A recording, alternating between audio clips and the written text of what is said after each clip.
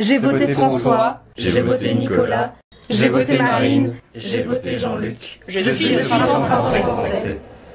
Le printemps français n'a pas un visage, il en a 1000 qui regardent vers un horizon commun, au-delà du mur que nous propose la société moderne. Le printemps français n'est personne, et pourtant il est chacun. Le printemps français, c'est Marie Capucine, c'est aussi Kevin. Le printemps français est de Versailles et du trou du cul du monde.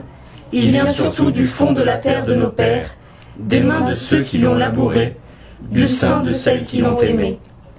Le printemps français sait que nombreux sont ceux qui ont contribué à faire de notre terre celle que nous chérissons. Il aime du Pécrin et Alain Mignon, du Pélé et Albert Camus, Anne de Bretagne et Geneviève Gallard. Le printemps français, ce sont ses terroirs et ses coins perdus, des goûts et des saveurs aimées, des vins fins ou corsés, les odeurs de marais ou de forêt. Il est tous ceux qui aiment à dire « Je connais tous les chemins de mon pays », qui reviennent à leurs racines et les désirs. Il aime les Vosges et la Beauce, les Calanques et les dunes, la Seine et la Garonne, le granit et le calcaire, les monts d'Auvergne et les Landes.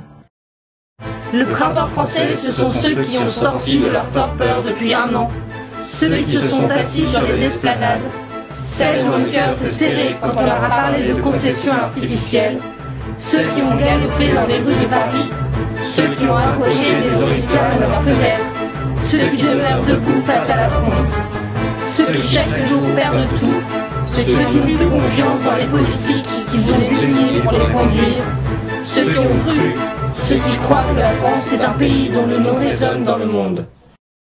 Ni parti, ni groupe, ni mouvement, le printemps français est un état d'esprit, une attitude.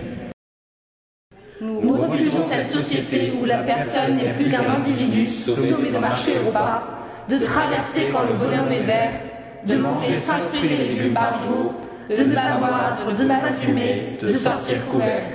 Sommé aussi d'être reconnaissant à l'État, de le contrôler, de le surveiller, de l'espionner.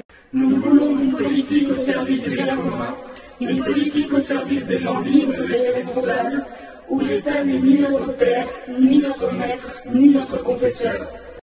Nous briserons la cage de verre où nous sommes enfermés pour offrir un avenir aux jeunes qui n'en ont plus, protéger nos aïeux de la piqûre fatale et prévenir nos enfants de la marchandisation et du lavage de cerveau. Le printemps français, ce sont tous les hommes debout, les hommes libres, les hommes qui ont le goût de vivre. Rien. Le printemps français ne fait rien. Il avance, il s'immisce, il s'infiltre, il souffle, il grandit, il construit, il pousse les murs. Il pose les pierres du monde d'après. Il agrège, il ouvre les voies, il propose, il indispose. Le printemps français n'a pas l'ambition des coups d'éclat. Il ose le choix d'amener peu à peu chacun à voir le monde plus beau qu'il n'est et de l'envisager meilleur encore, loin des préjugés des conformismes. Quand le printemps français parle, il dénonce, il assigne, il appelle à la dignité. Quand le printemps français se fait public, il est debout silencieux, il est râleur impétueux, il est galant aimant, il est manifestant bruyant. Il rallie ceux qui se reconnaissent dans son manifeste, ceux qui savent que la politique mérite une plus belle parure, ceux qui voient que le bien commun appelle à la simplicité et à l'abandon des privilèges, ceux qui désirent faire revivre les solidarités locales et les amitiés sincères. Il indique dans sa recherche de vérité ce qu'il a désir aussi. Il n'a pas l'ambition d'avoir la vérité, mais seulement d'en porter un tout petit morceau. Il désire rappeler à l'homme son ancrage dans la réalité, dans ce qui demeure, et le replacer au cœur de la nature. Le printemps français porte le combat contre toutes les lois qui tentent de réduire l'homme à un amas de cellules et de passions.